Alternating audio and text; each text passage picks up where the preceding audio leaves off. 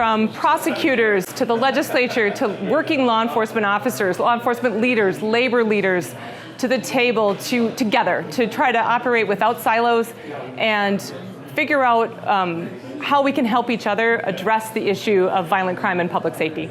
It's no secret that homicides have increased dramatically, and carjackings, of course, are one of our most prevalent violent problems, but gang members shooting each other continues to be something we need to address. It's good to get officers together to exchange information, meet each other, but one of my purposes is to really thank them for coming into this profession, which I came in 45 years ago. A lot more obstacles for these officers nowadays. I just want to remind everybody how many days you go without hearing about any of us, because we're just going along and doing our job and just getting that narrative out there. And I would like to get the narrative back to 9/12.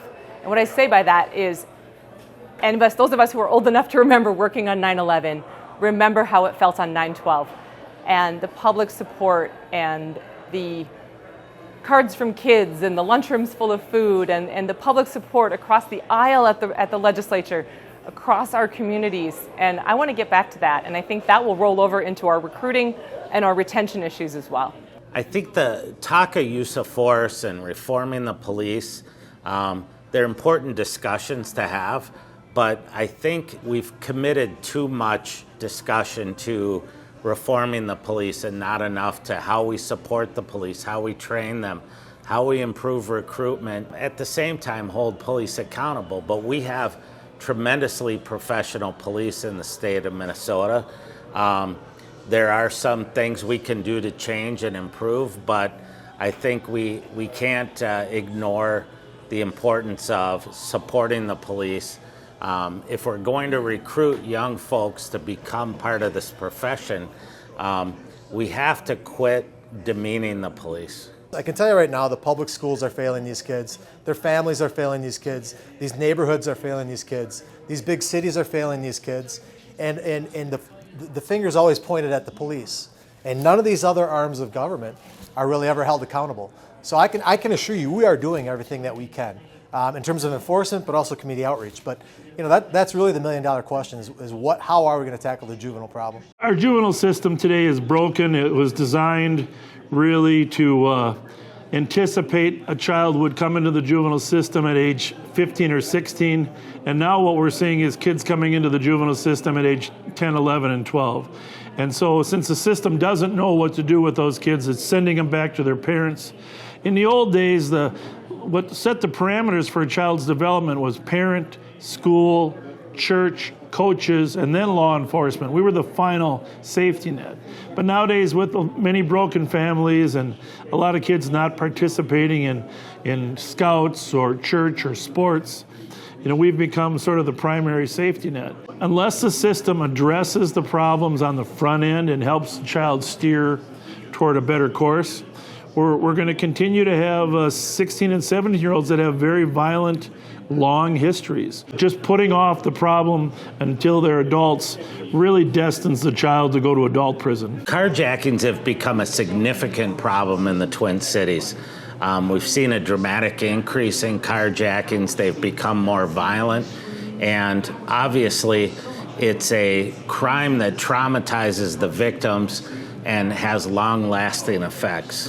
A safer community requires that we arrest the criminal element. We can't just pretend they're all going to improve and change. They're not going to. Some people need to go to jail, and that's the best way to keep the community safe.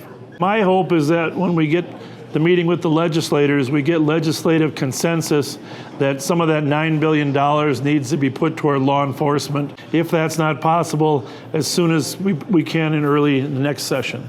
I want the legislators to understand that we really care about young people, and we care about our communities, and we want to take steps that are balanced, that allow us to reduce violent crime, improve community safety, but do that in a way that allows for prevention and intervention as well. We hope to find some common ground with legislators and working across the aisle. We don't care Democrat or Republican.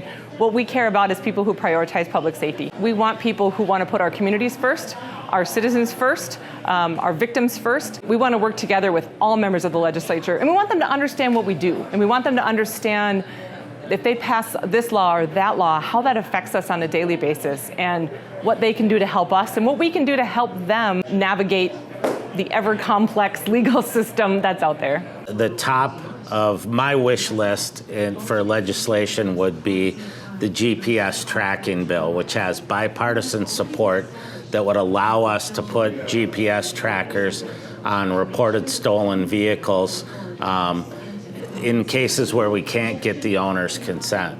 I think crime and public safety are the biggest issues on people's minds right now. I'm certainly hearing it when I go out on the street every day. I think across the state of Minnesota, we're hearing it from all my members at LELS, we're hearing it, and I'm hoping that as people go to the polls, they support the legislators and the candidates that support public safety. I think crime and public safety is going to be a huge issue in this November's election. I think the public is sick and tired of the increase in violent crime, the lawlessness in our communities, and I think they're going to expect our elected officials to actually take some action, support the police, and provide the resources that are needed to do prevention and intervention work.